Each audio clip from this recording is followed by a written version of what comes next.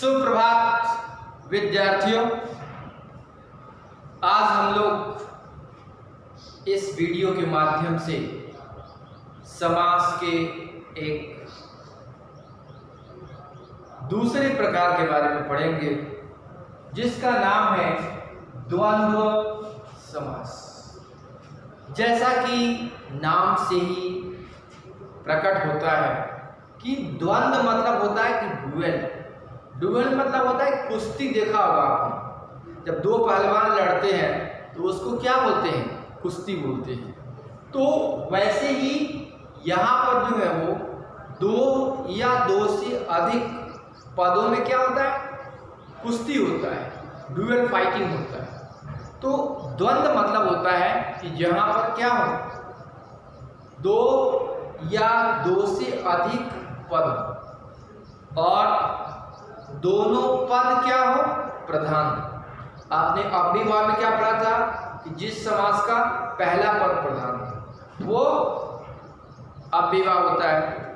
तत्पुरुष पढ़ा आपने, तो तत्पुरुष का मतलब क्या था कि जिसका दूसरा पद प्रधान। अब तीसरा प्रकार है द्वंद्व समास। तो द्वंद्व समास में दोनों पद क्या होते हैं? प्रधान होते हैं। पहला पहचान यही होता है कि इसमें दोनों पद क्या होते हैं? प्रधान होते हैं। ठीक। और जब आप समस्त पद से विग्रह पद बनाते हैं तो हर पद के बाद क्या लगाते हैं? च लगाते हैं। ठीक। अगर दो पद है तो दोनों पदों के बाद क्या लगाते हैं? च का प्रयोग करते हैं। ठीक। और दोनों पद क्या होते हैं? प्रधान। है समझ में? जैसे उदाहरण लेते हैं,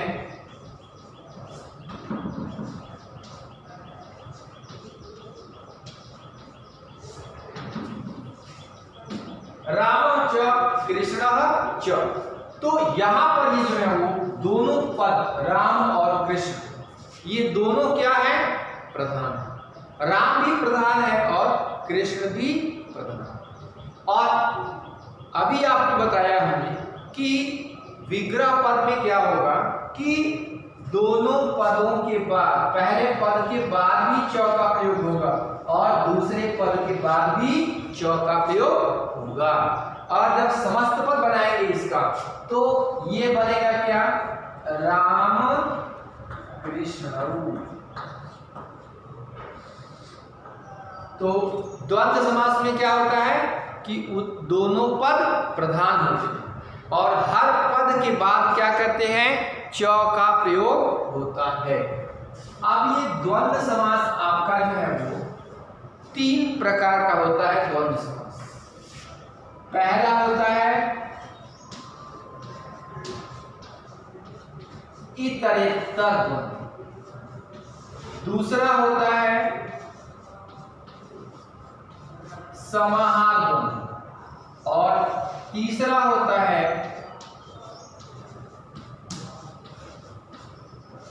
एक शेष द्वंद्व। पहला होता है इतरेत्तर द्वंद्व, दूसरा होता है समाहार द्वंद्व और तीसरा होता है एक शेष द्वंद्व। तो इन तीनों के बारे में हम लोग विस्तार से चर्चा करेंगे।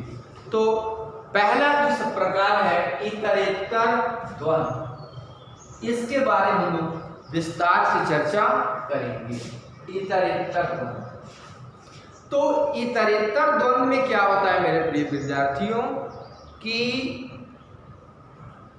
इसमें दोनों पद जो है प्रधान होते हैं। दोनों पद क्या करते हैं? समान अधिकार रखते हैं।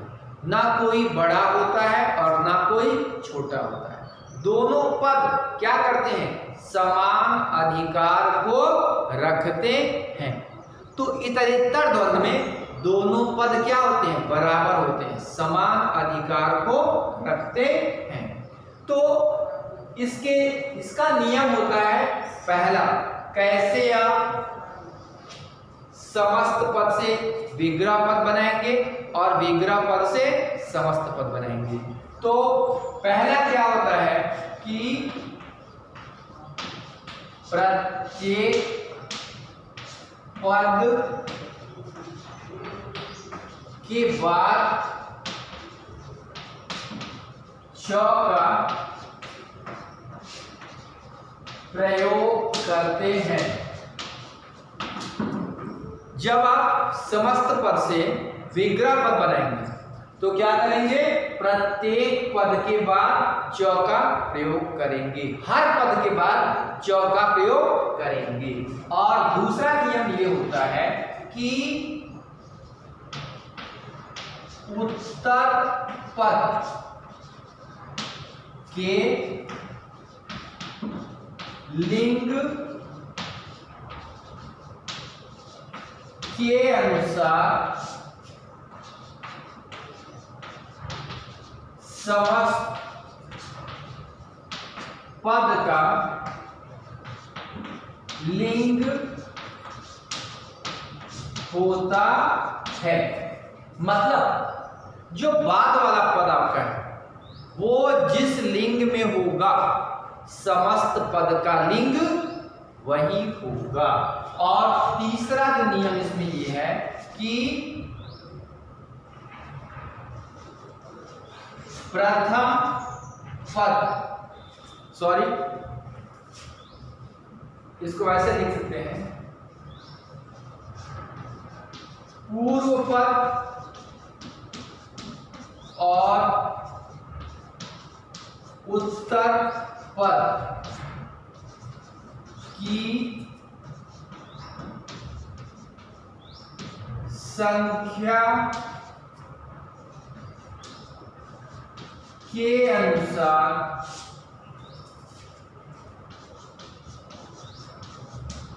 समस्त पद का वचन होता है। तो मेरे प्रिय विद्यार्थियों, इतरेतर द्वंद्व के लिए हमने 3 नियम पढ़ा है। फर्स्ट जो नियम है वो ये पढ़ा कि प्रत्येक पद के बाद च का प्रयोग करेंगे। दूसरा नियम ये पढ़ा कि उत्तर पद के लिंग के अनुसार समस्त पद का लिंग होगा। मतलब जो बाद वाले पद का लिंग होगा उसी लिंग में हम समस्त पद को लिखेंगे। तीसरी बात ये पढ़ा कि पूर्व पद और उत्तर पद की संख्या के अनुसार समस्त पद का वचन होगा। मतलब पूर्व पद एक वचन में है, उत्तर पद भी एक वचन में है, तो जो आपका समस्त पद आएगा 2 वचन हो गए तो समस्त पद किसमें बनेगा, द्विवचन में बनेगा। पूर्व पद द्विवचन में है और उत्तर पद एक वचन में है तो फिर क्या बनेगा, आपका समस्त पद बहुवचन में होगा। मतलब पूर्व पद और उत्तर पद इन दोनों की संख्याओं को देख लेंगे। अगर ये द्विवचन में आएंगे तो उत्तर पद द्विवचन में होगा और अगर ये बहुवचन में आएंगे तो उत्तर पद बहुवचन में होगा। अब हम दोनों के बारे में पढ़ेंगे, समस्त पद और विग्रह पद कि इतरेतर द्वंद्व अगर समस्त पद में है तो उसका विग्रह पद कैसे बनाएंगे। अगर विग्रह पद दिया हुआ है तो उसको हम समस्त पद में कैसे बनाएंगे।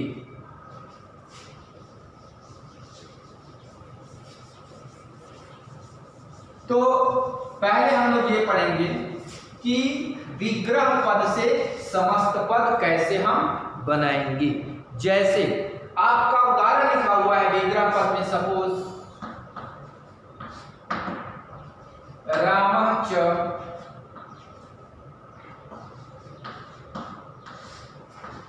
लक्ष्मणः च, ये आपका लिखा है। चूंकि बाद में क्या है, यहां भी च है और यहां भी च है, तो मतलब कौन सा समास होगा, द्वंद्व समास होगा। अब यहाँ दोनों पद क्या है, समान अधिकार रख रहे हैं, तो फिर इतरेतर द्वंद्व। अब क्या करना है आपको, इस विग्रह पद से क्या बनाना है, समस्त पद। तो नियम में आपने पढ़ा था कि उत्तर पद जिस लिंग में होगा समस्त पद उसी लिंग में हम बनाएंगे। लिंग डिसाइड हो गया। अब क्या देखना है, वचन कि दोनों पदों को मिलाकर कौन सा वचन आ रहा है। तो रामा एक वचन में है और लक्ष्मणा भी एक वचन में है। तो एक वचन और एक वचन दोनों मिलाकर कौन से वचन हो गए? द्विवचन में हो गए। तो अब क्या हुआ कि जो उत्तर पद होगा आपका, जो उत्तर पद क्या है? लक्ष्मणा, ये है पुल्लिंग में, और वचन कितने हो गए? दो वचन हो गए। तो इसको हम पुल्लिंग के द्विवचन में लिखेंगे। और एक काम और क्या करना है? च को हटा देना है। जहां जहां भी च है उसको हटा देंगे। तो यहाँ का शब्द राम हो गया और ये लक्ष्मणा हो गया। तो ये आपका क्या बनेगा? राम लक्ष्मणौ। आए समझ में? क्या किया हमने इसमें? आपको इतरेतर द्वंद्व के उदाहरण हैं, विग्रह पद, और आपको समस्त पद बनाना है। तो सबसे पहले आपको काम क्या करना है? ये देखना है उत्तर पद कौन से लिंग में है। जिस लिंग में होगा समस्त पद, मतलब बाद वाले पद को उसी लिंग में लिख लेना है। उसके बाद वचन देख लेना है कि कौन से वचन में ये आ रहे हैं। अगर दो है तो द्विवचन में आएगा, दो से अधिक है तो बहुवचन में आएगा। तो यहाँ हमारा लिंग पुल्लिंग हो गया और वचन द्विवचन हो गया। फिर क्या किया? च को यहाँ से हटा दिया और विसर्ग को हटा दिया। तो ये क्या बना? राम लक्ष्मणौ। एक और उदाहरण लेते हैं।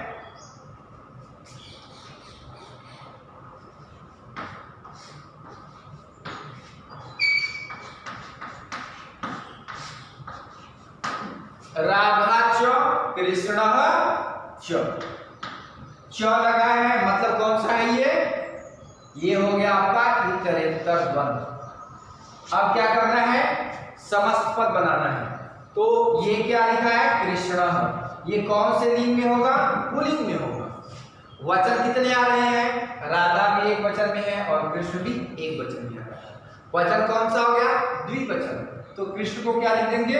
द्विवचन में, और राधा के साथ में जोड़ देंगे। तो ये क्या बनेगा?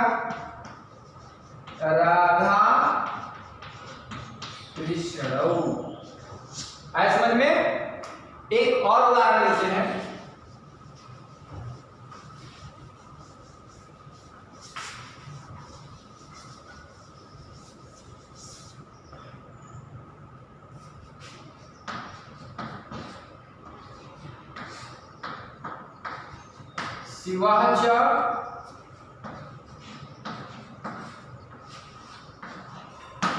शिवः च पार्वती च।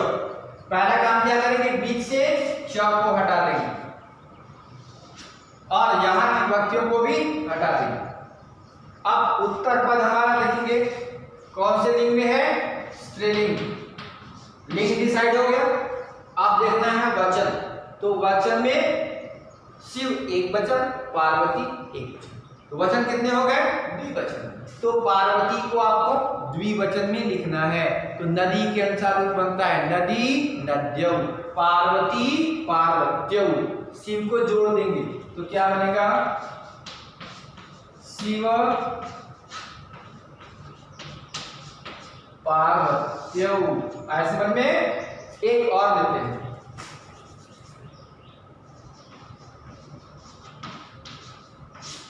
अर्जुनः च कृष्णः च बलरामः च। ठीक, पहला काम क्या करना है? च को हटा देना।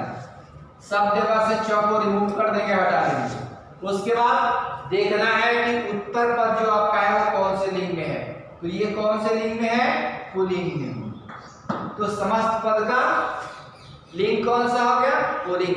अब क्या देखना है? वचन। तो एक वचन में ये भी है, एक वचन में ये भी है और एक वचन में ये भी है। तो कौन सा वचन हो गया? बहुवचन।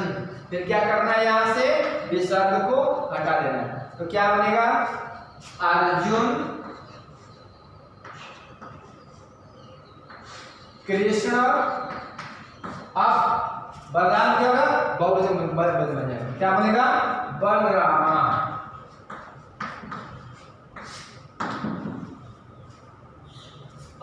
कृष्ण बलरामा। अब विग्रह पद से समस्त पद हम बनाएंगे। समस्त पद से आप क्या बनाएंगे? विग्रह पद बनाएंगे। ठीक, तो ये लिखा है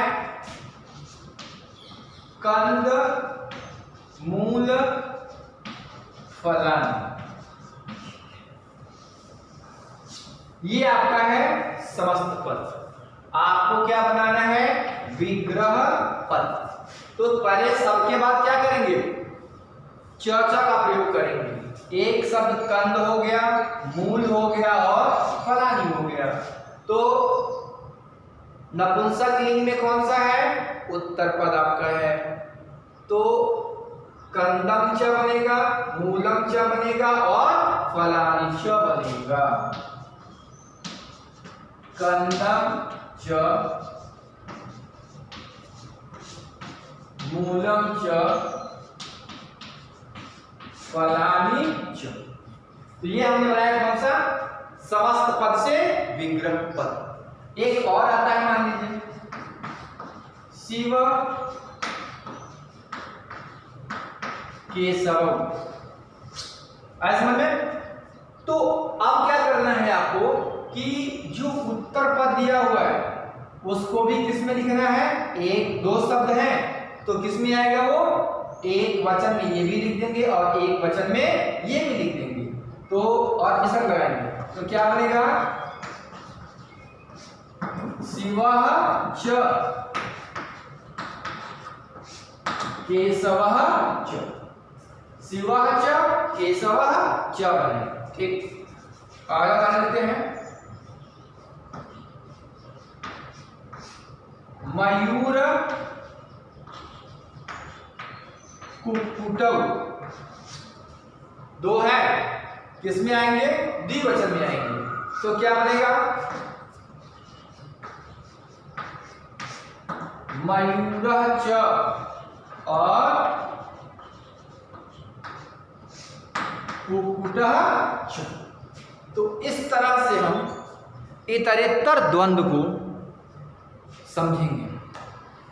फिर एक बार मैं आपको रिवाइज कराता हूं कि विग्रह पद से समस्त पद कैसे आप बनाएंगे, विग्रह पद से फिर समस्त पद कैसे बनाएंगे। तो जब आपको अलग अलग करना होगा तो क्या करेंगे आप? जो उत्तर पद है, बाद वाला पद है, उसको क्या करेंगे? उसको भी एक वचन लिख देंगे और सभी पदों के बाद में च का प्रयोग करेंगे। अगर आपको विग्रह पद से समस्त पद बनाना है तो वहां क्या करेंगे आप? पहले आपको ये देख लेना है कि उत्तर पद कौन से लिंग में है। जिस लिंग में होगा उसी लिंग में आप समस्त पद लिख देंगे। उसके बाद क्या डिसाइड करना है आपको? वचन। शब्दों की संख्याओं को देखकर आप लिंग डिसाइड कर लेंगे। अगर द्विवचन में है तो उत्तर पद को द्विवचन में लिखेंगे, अगर बहुवचन में है तो उत्तर पद को बहुवचन में लिखेंगे। कोई जरूरी नहीं है कि 3 शब्द होंगे तभी आपका उत्तर पद बहुवचन में आएगा, ऐसा नहीं है। 2 शब्द में भी आपका समस्त पद बहुवचन आ सकता है। जैसे पूर्व पद मान लीजिए द्विवचन में है और उत्तर पद एक वचन में होंगे, दोनों मिलके क्या हुआ? बहुवचन में हो गए, तो आपका समस्त पद क्या बनेगा? बहुवचन में। तो मेरे प्रिय विद्यार्थियों, अगले वीडियो में हम लोग द्वंद्व समास के अन्य 2 प्रकारों के बारे में पढ़ेंगे। तब तक के लिए धन्यवाद।